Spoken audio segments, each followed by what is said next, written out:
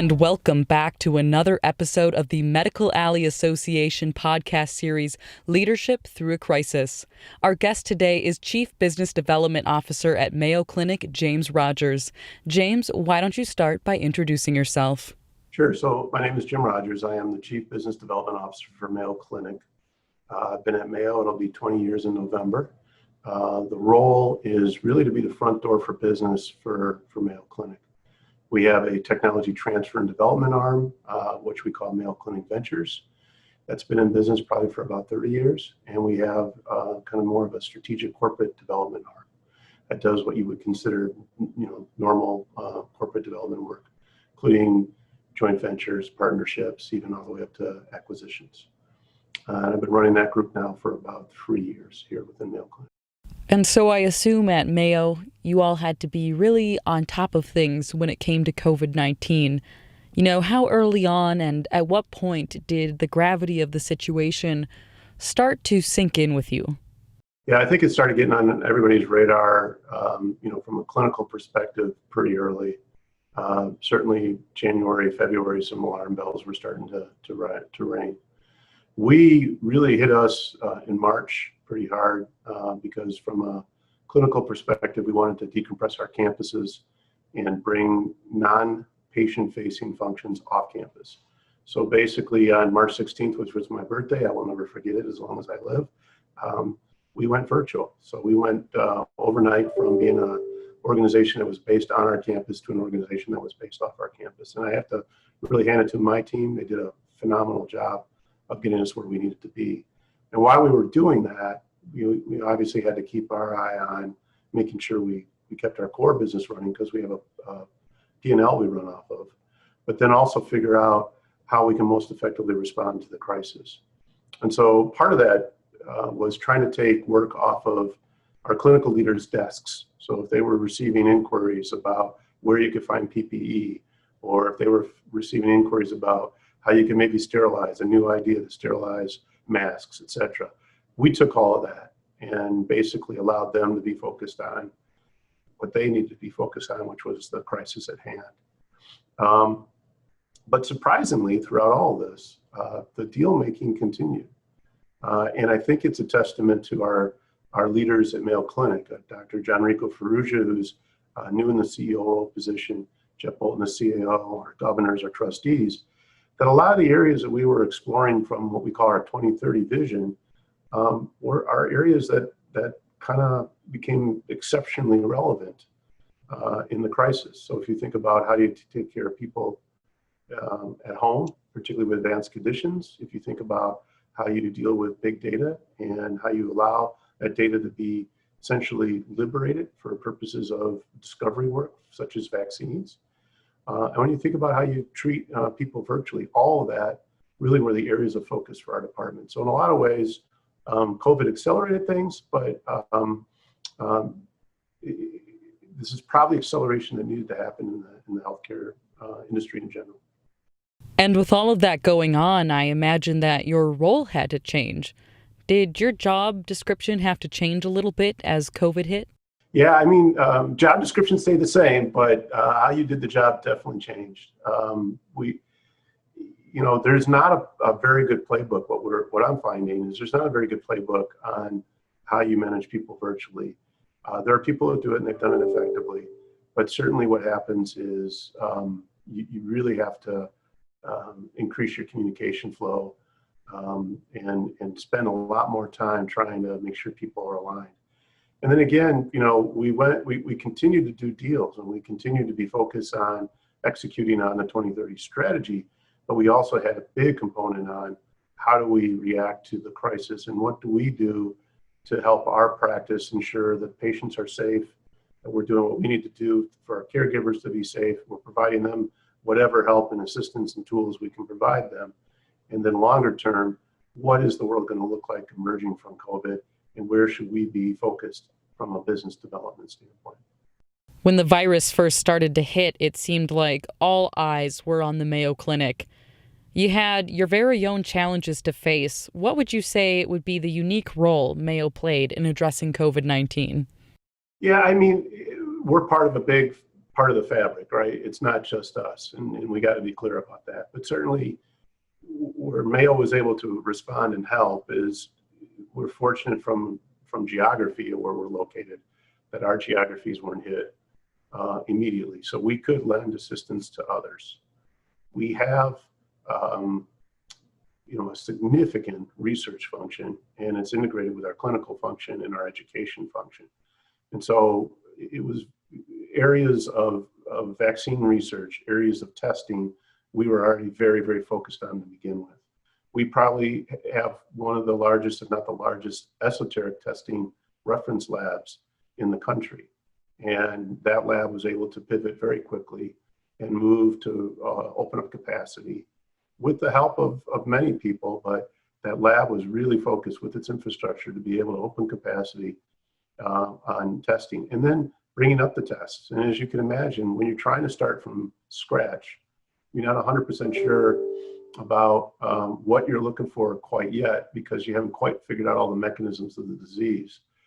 It's truly remarkable how quickly these tests were made available, not just the PCR test to confirm whether or not you have an active infection, but the serology test, the neutralizing antibody test, et cetera. And that work continues as we all try to figure out what it means for immunity, what it means for getting back to work. Mayo has been very focused on moving that ball forward. We're also very, very fortunate to have Dr. John Halamka, who joined Mayo Clinic to be president of the Mayo Clinic platform. And as part of his role, he became a coordinator of a national coalition that really was focused on trying to hit immediate needs and making sure that industries were focused on trying to solve the problem at hand. Initially being PPE and moving into vaccines and moving into testing and capacity, et cetera. Have there been any lessons learned by yourself or Mayo going through this pandemic? And have any of those lessons changed the way you're operating moving forward? We have changed and we haven't. Where we haven't changed is we're still focused on patient care and we're still focused on serious and complex conditions. And we're still focused on making sure patients have as best an experience as they can given what they're going through. What has changed and what we have learned is that a lot of work can be done virtually that wasn't done virtually before. So healthcare is probably the last great industry to be disrupted. And a lot of the activities that were underway or on the board that people were talking about, this could be coming in 2 to 3 years, happened overnight, virtually.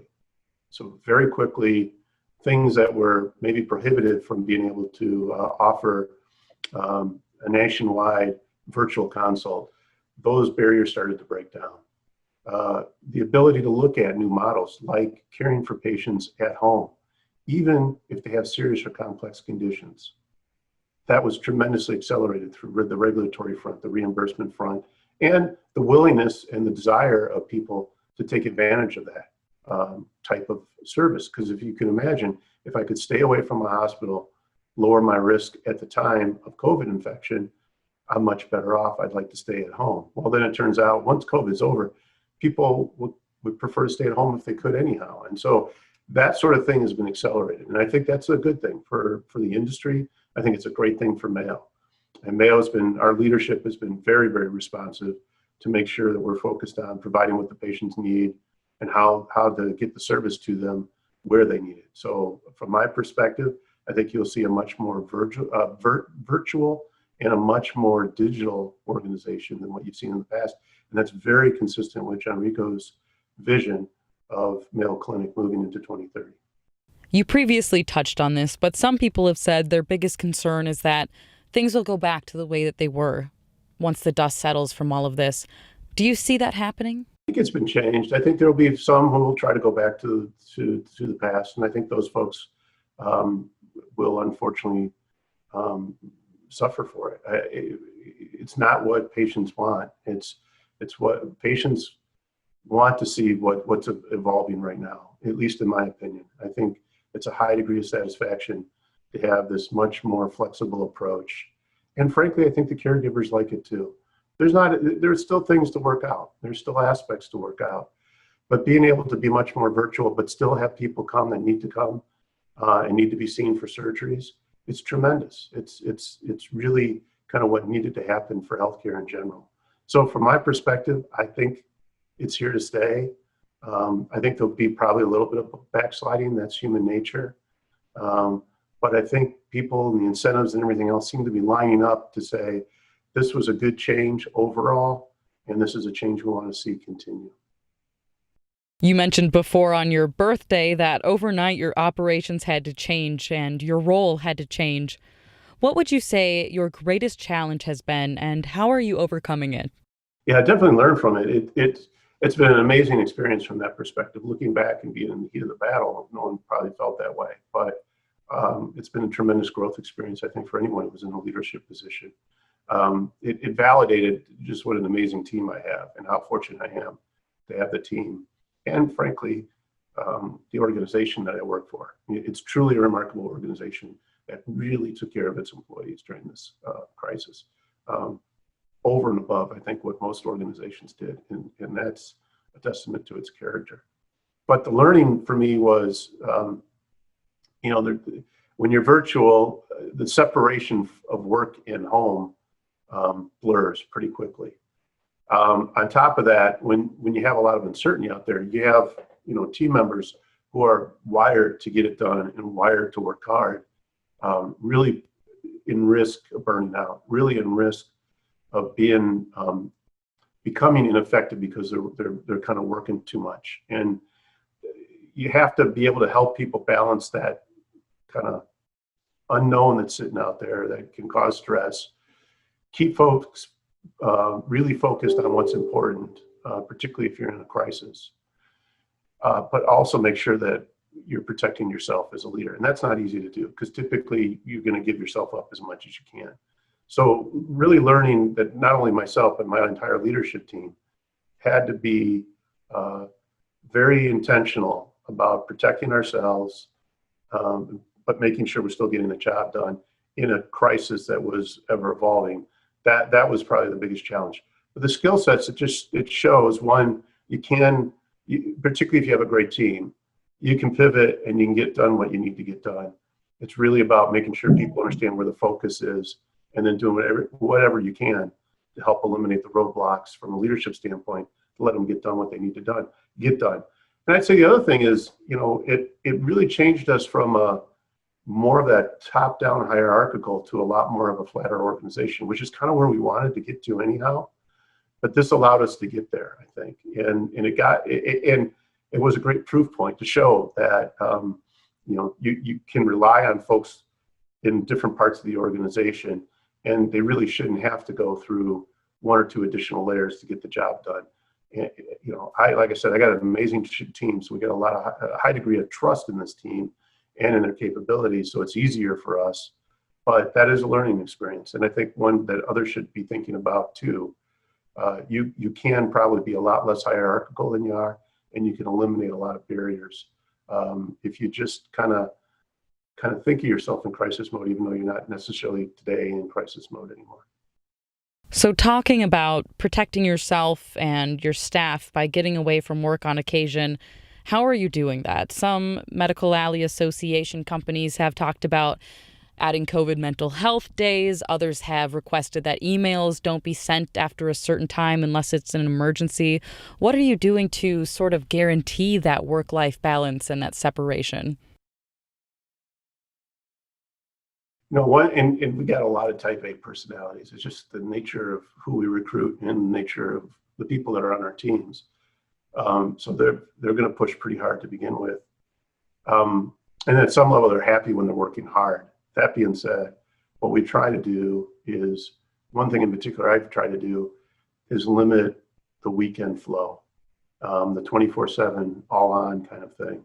And I've been very intentional about anything I send over the weekend, because if I send something that's going to spur a potential response that maybe isn't really necessary over the weekend.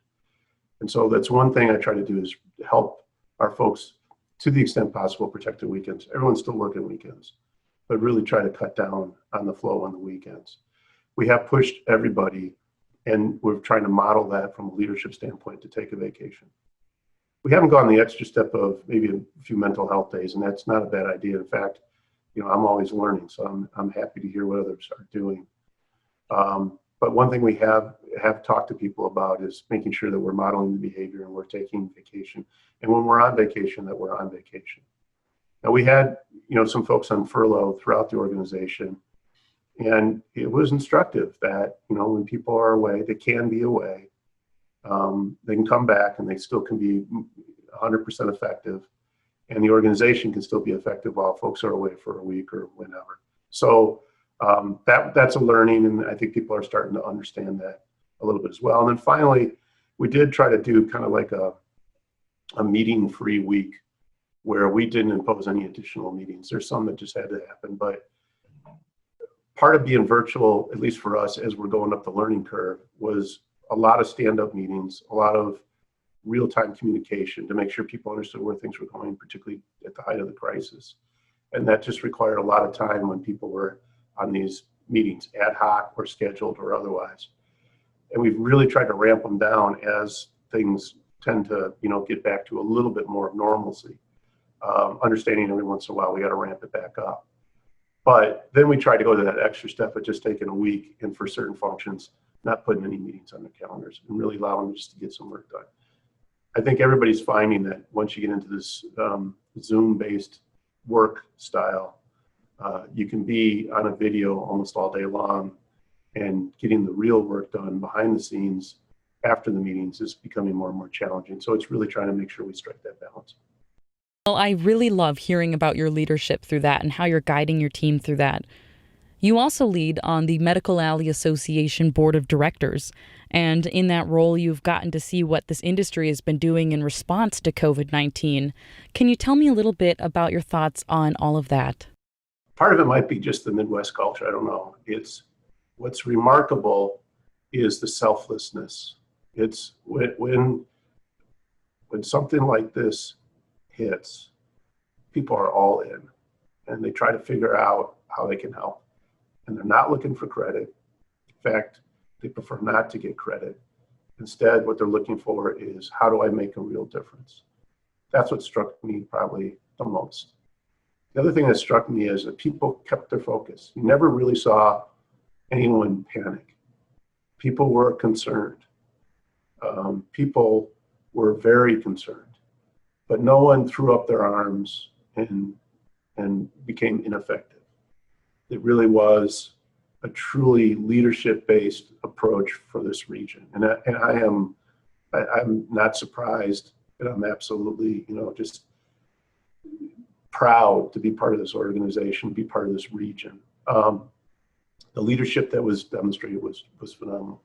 The Medical Alley did a phenomenal job as well. There was key kind of coordinating roles and policy roles, and kind of connecting functions that occurred, again, behind the scenes, but the right thing to do, the things that needed to be done. And it shows you the power of an organization, like a Medical Alley, because all the key leaders are there and they're all at C-level positions. So if you need an answer can be had. And sometimes the answer was, can't help on this issue. So people aren't wasting their time trying to beat their head against the wall. Getting to know was as important as getting to yes on answers during the crisis, in my opinion, just as valuable. So I was really encouraged from my perspective to see people put aside the traditional, maybe competitive overlaps, et cetera, and agendas or whatever you want to call them, and instead really focus on the matter at hand. And that's really a reflection, I think, of the people that you see by and large in this region. They're straight players. What you see is what you get. They're going to work exceptionally hard. They're humble, and they're humble, but they're results oriented. And from my perspective, what else could you ask for? What else can you ask for to be part of this type of region, this type of organization? Thank you again for listening to this episode of the Medical Alley Association podcast series, Leadership Through a Crisis. To make sure you don't miss a single episode, follow us on social media, subscribe to our newsletter, and visit us at medicalalley.org.